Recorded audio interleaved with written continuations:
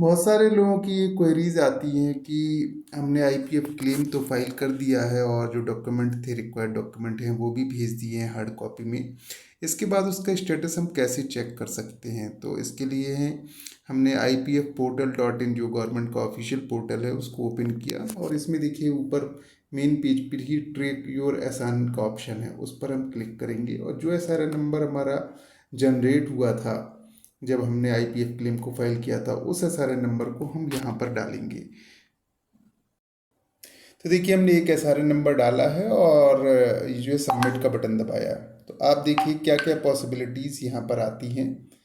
ये ऑप्शन आया, यहाँ पर रिमार्क आया, we are not receive. We are means verification report, यानी कि ये जो एसआरएन है उसके अगेंस्ट में जो कंपनी का नोडल ऑफिसर होता है उसको जो टाइमलाइन है आईपीएफ की, उसके अकॉर्डिंगली विद इन 30 डेज जो है उसको एक वेरिफिकेशन रिपोर्ट सबमिट करनी होती है, मगर वो सबमिट नहीं हुई है। तो एक पॉसिबिलिटी तो ये है। अब अगर इसके ऐसा केस है तो आपको कंपनी के नोडल ऑफिसर को संपर्क करना चाहिए और अप्रोच करनी चाहिए कि भाई वेरिफिकेशन रिपोर्ट सबमिट हो, या किस रीज़न से सबमिट नहीं हुई है। अगर कोई आपके डॉक्यूमेंट्स में डिस्क्रिपेंसी है तो वो डिस्क्रिपेंसी आपको दूर करनी होगी। दूसरी एक जो पॉसिबिलिटी बनती है कि देखिए एक एसआरएन हमने डाला है और इसमें देखिए शो कर रहा है message fresh claim pending. That means कि हमारे डॉक्यूमेंटेशन हमने क्लेम फाइल कर दिया है और अभी तक हमारे डॉक्यूमेंटेशन कंपनी के नोडल ऑफिसर को पहुंचे ही नहीं है और किसी तरह की सिस्टम में उसके लिए एंट्री हुई ही नहीं है। तो जल्द से जल्द जैसे ही हम क्लेम फाइल करें तो जल्द से जल्द जो डॉक्यूमेंट जितने रिक्वायर्ड हैं, जो कि पिछले वीडियोस में भी बताया है, अगर आपने नहीं देखा है तो उसको जाके आप देख सकते हैं कौन कौन से डॉक्यूमेंट्स भेजने हैं, वो सारे डॉक्यूमेंट्स आप तुरंत नोडल ऑफिसर को भेजें।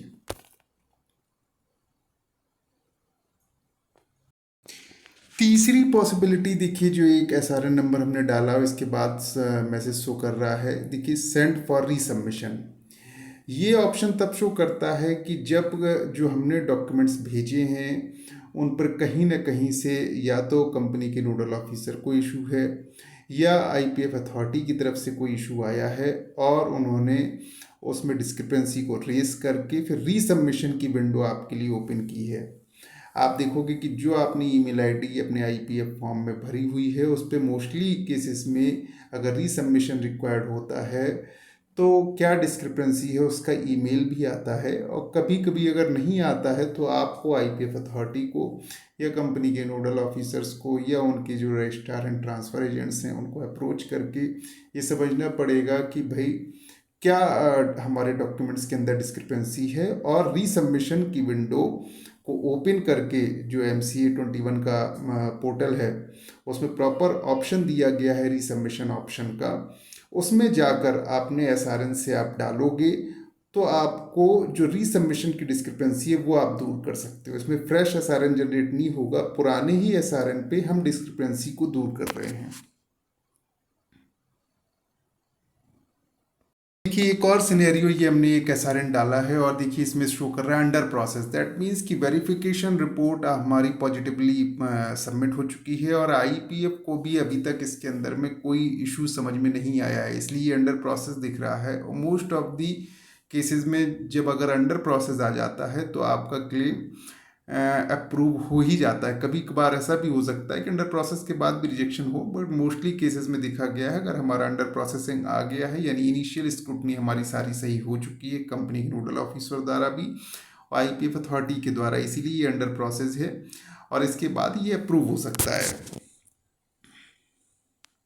फाइनली अंडर प्रोसेस के बाद अगर हमारा क्लेम अप्रूव हो जाता है तो ये देखिए यहाँ पर एक एसआरएन का स्टेटस दिखा रहा है पेड। दैट मीन्स कि जो भी शेयर्स और डिविडेंड जिनके लिए क्लेम किया गया था तो वो जो क्लाइंट है उसके डीमेट अकाउंट में जो है वो प्रोसेस किया जा चुका है।